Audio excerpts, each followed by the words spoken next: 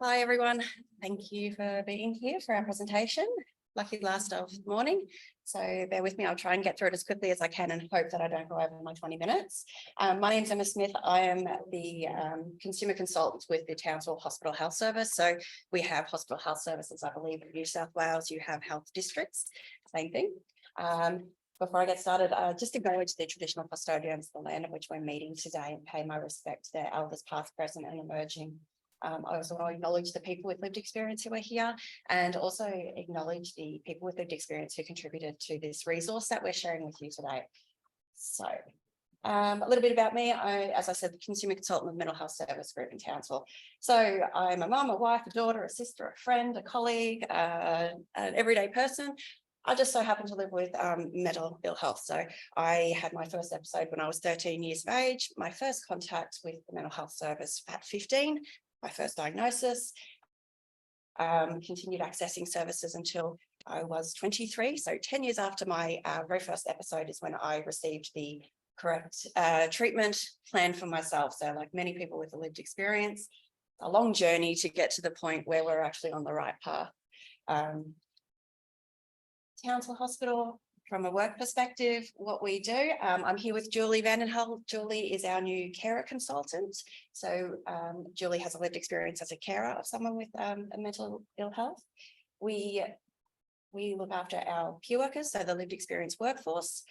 We also coordinate all of the lived experience engagement activities across the mental health service. So we're quite unique that we have a group of people with lived experience who we engage on a regular basis to co-design and collaborate and contribute to different activities within the service.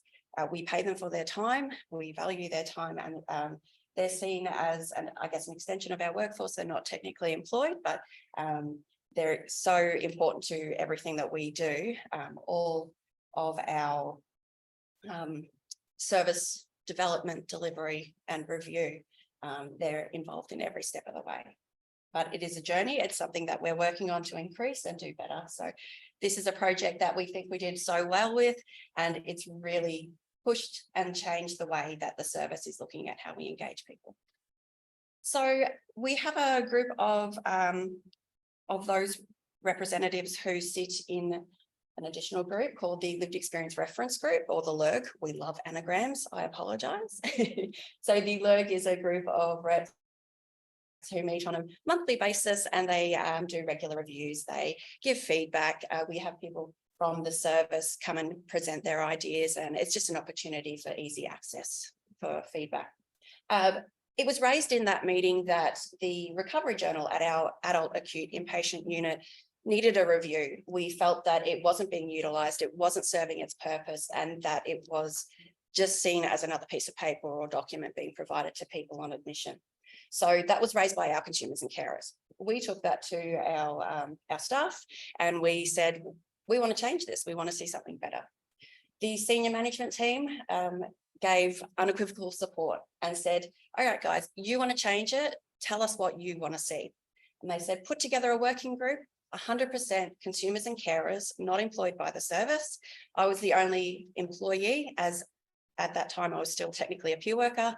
And the entire resource was created from start by our consumers and carers. So we got together, we talked about what do we want to achieve with this document, what's the purpose of it?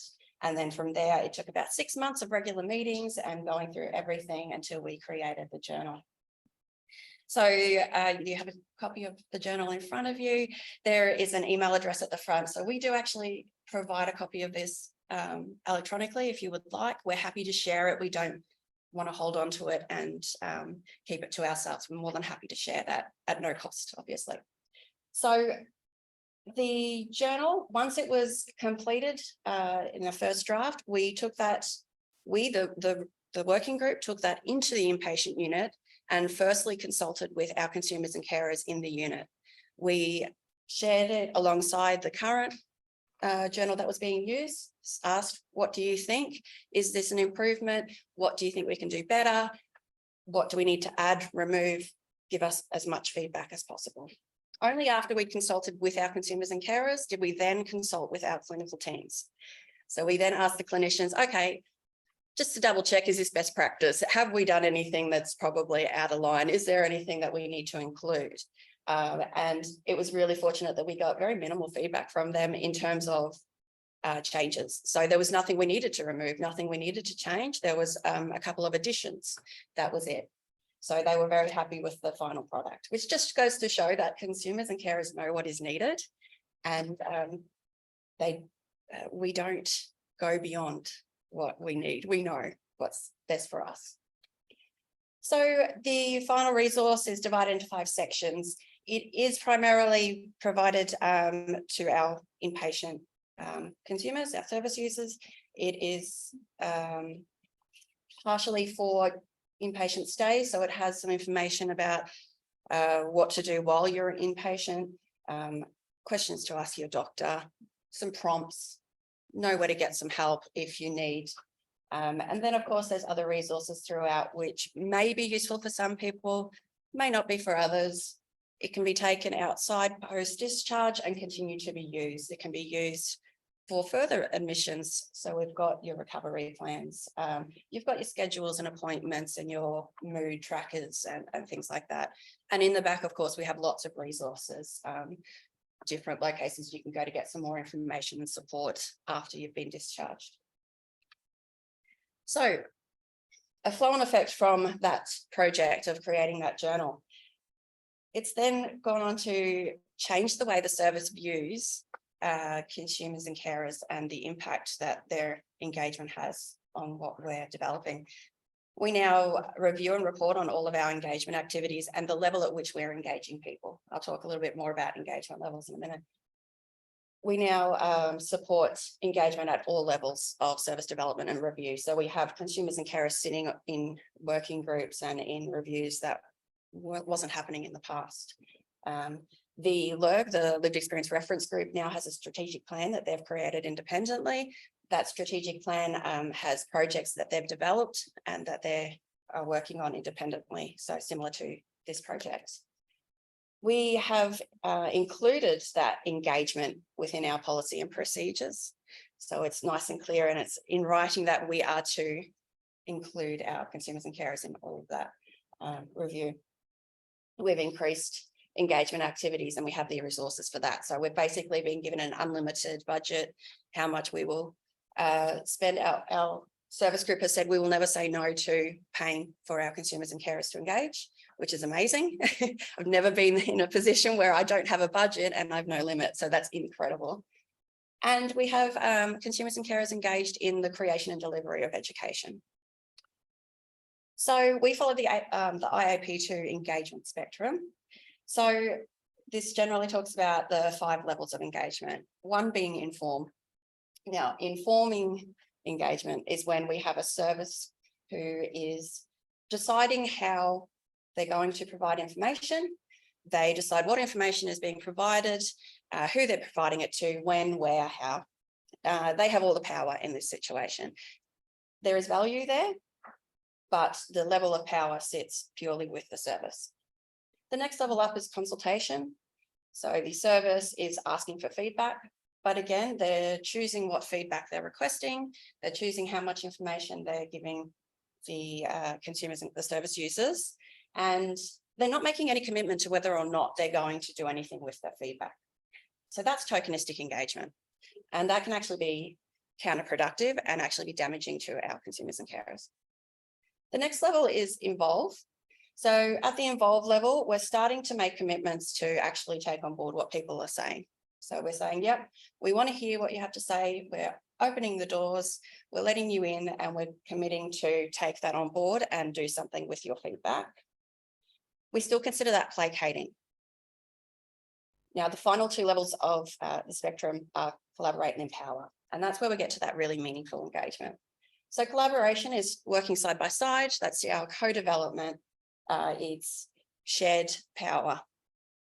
And then in our empowering level, we're actually kind of flipping it. It's almost the complete reverse of inform, where the consumers and carers, the service users, are making the majority of the decisions. They have the majority of the power, and they're being supported by the service, and they're really only limited by policy, procedure, and legislation. Otherwise, they're the decision makers in those activities. And that's kind of our aim for majority of our activities.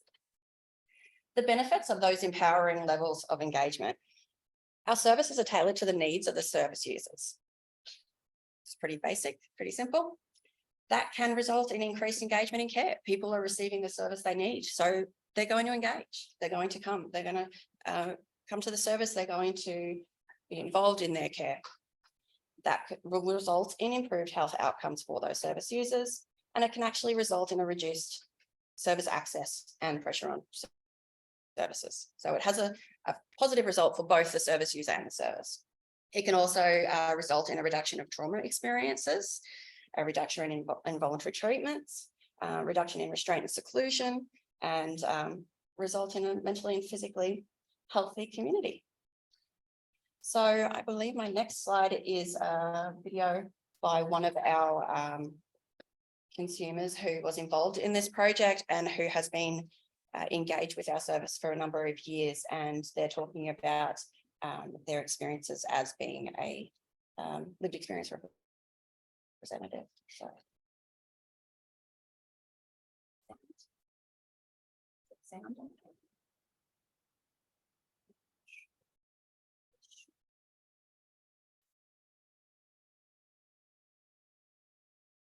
Sorry, just get the sound sorted. Hello.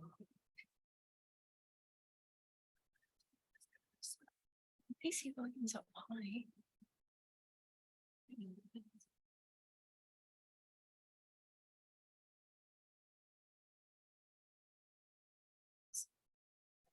Oh, yeah, you know.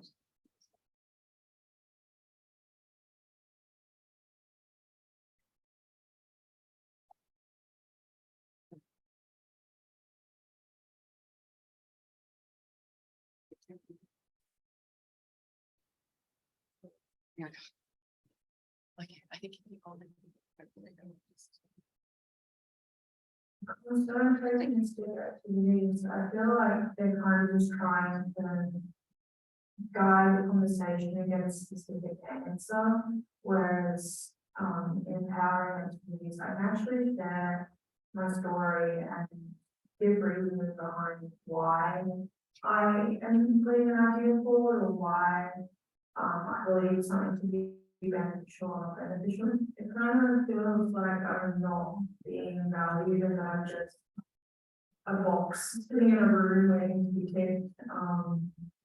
Like, I don't feel like I'm really seen or heard at all, and it's just really, it's really invalidating. It's actually quite triggering because, like, as someone with trauma, I have a history of being used and stuff, and so if I'm being used, just to kind of be like, yeah, we did this, it's, yeah, not that nice.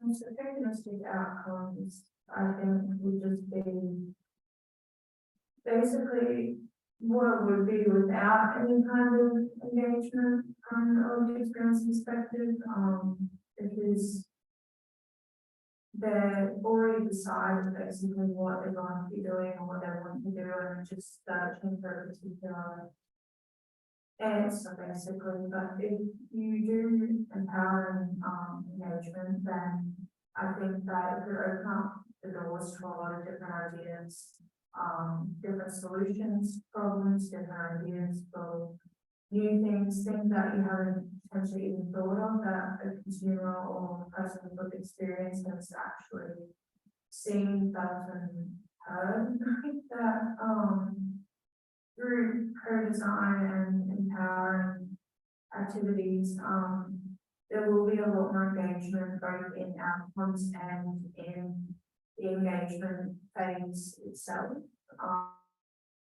because the information is actually coming from the people that you're treating or trying to address. And so if you're supporting those people or listening to people when they are providing new ideas and stuff, it actually will be targeted towards them, and they might find something helpful that they hadn't before, like I had with the recovery journal.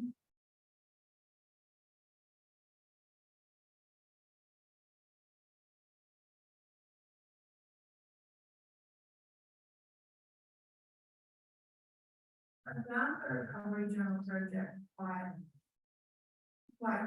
revolutionary for my kind of engagement, because it was a safe place where I could talk to both the chair, and I could also talk to everyone else without feeling like my ideas weren't worth it, or like they were expecting something specific from me and only wanted to hear that thing. They were listening to my ideas and my reasoning behind those ideas, and I wish to share them. And we actually, I think, created a very amazing resource for consumers, because there's so many different perspectives.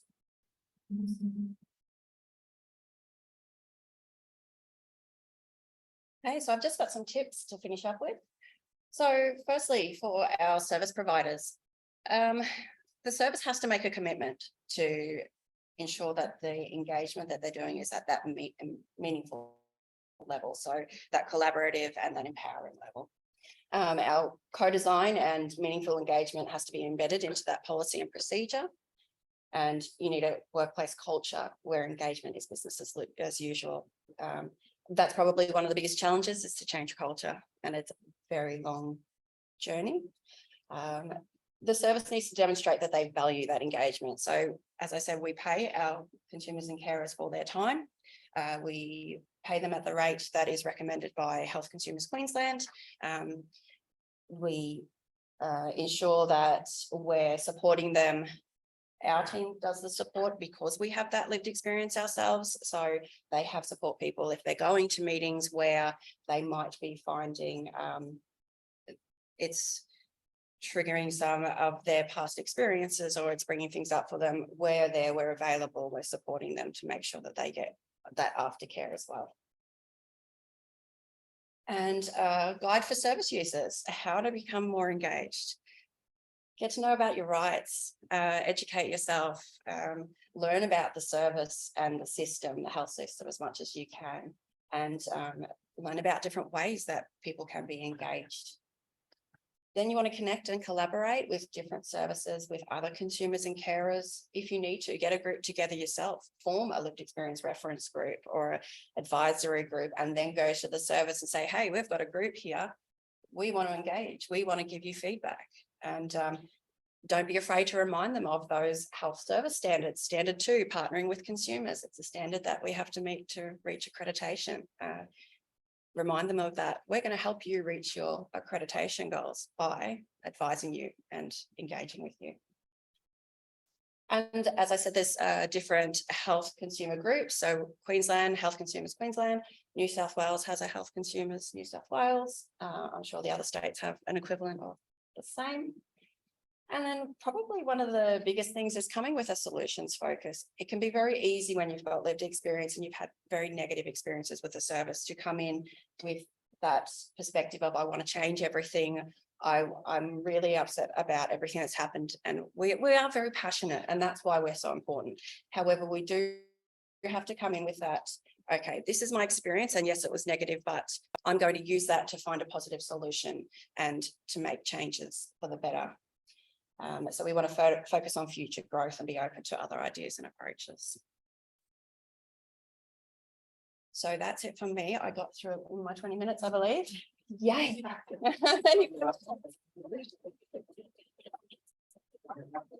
Question or comment from one of the audience?